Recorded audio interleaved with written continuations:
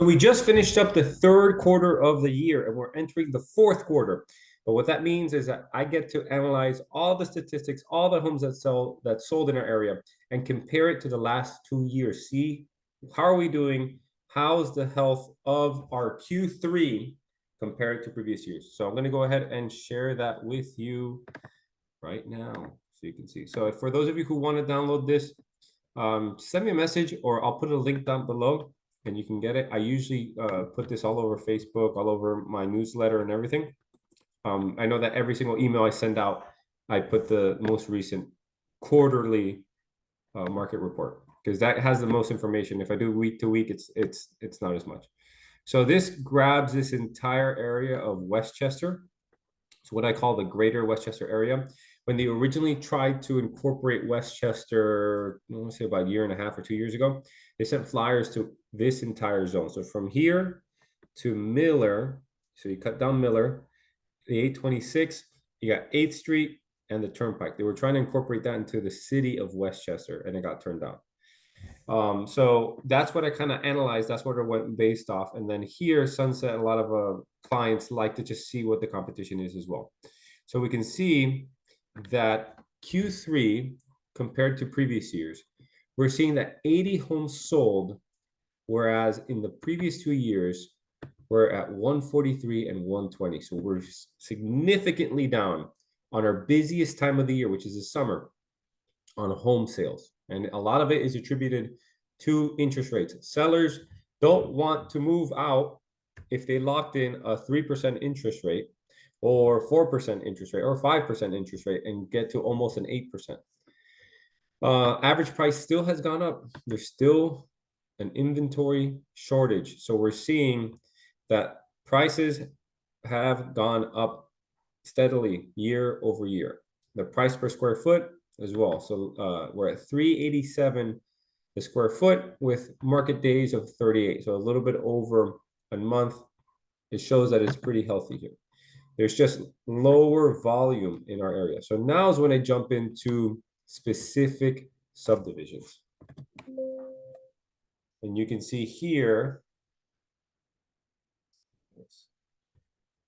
So this is Westchester. So I broke this one. I divided it a little bit better. So from 8th Street to Bird Road, and then from 97th to the 826. These are more comparable properties. They got built around the same time, everything. So here from 2021, 22, 2023, we can see that steadily it's been going down from 50 all the way to 21. So it's a huge, huge reduction. You can just see it right off the bat. The average price from 517, 604, 641, we're still up. The average price per square foot, 310, 377. This was the biggest jump. And then to 404, the highest sold.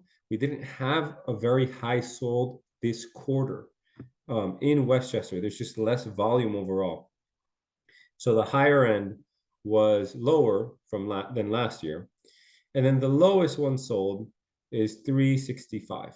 So that's kind of typical for the low end. And then 32 days. And that's what we're seeing here in this area of Westchester. Now, for Olympia Heights, just south of Westchester, it extends a little bit farther here. Instead of 97th, it goes out to 102nd.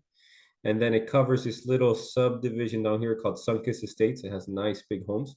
And it does take part of Tropical Park. So Tropical Park actually is part of Olympia Heights. It shouldn't have the Westchester Cultural Arts Center. It should be the Olympia Heights Cultural Arts Center is what it should be. But that's has nothing to do with this. So we're seeing that last year's third quarter was very slow in Olympia Heights. And what we can see is that this year wasn't much better, but it was a little bit better. The average price has gone up. And you can see here that one of the factors is that less homes, each house carries more weight. So we saw a $2.3 million home sell, whereas last year, the highest one in the quarter was 935. So that's going to attribute to that. So we went from 319 to 333 to 404. So we're seeing that pretty consistently throughout our area. The highest, we're at 2.3. The lowest 450. There weren't homes that sold for under that. And what we're also seeing is that it's taking about 50 days for these homes to sell. So it's been taking longer. And let's keep going. University Park. So just west of Westchester, what considers FIU, and from 8th Street, from 97th down here, Bird Road to the Turnpike. This is University Park. This one has more apartments. This area also has more new construction. We're seeing a lot of new homes being built here. And what we're going to see is less homes sold. See, this is a trend. This is why it's important for us to see this. The average price has gone up. The average price per square foot has gone up also. The highest sold were about the same. So we're at 1.15. Last year was 1.1. But the year before that, it was 860,000. Lowest sold $332,000 and 32 days. So this one seems pretty typical for it as well. Westwood Lakes, this is next to Olympia Heights. So we're going from Bird Road to Miller and from the Turnpike to 102nd. This is the smallest area that we have. But we do have some waterway homes here. We have some schools, some churches, and there is demand here. This area has more turnover rate, and there's more people moving in and out of this area, typically. And what we can see here, only 10 homes sold.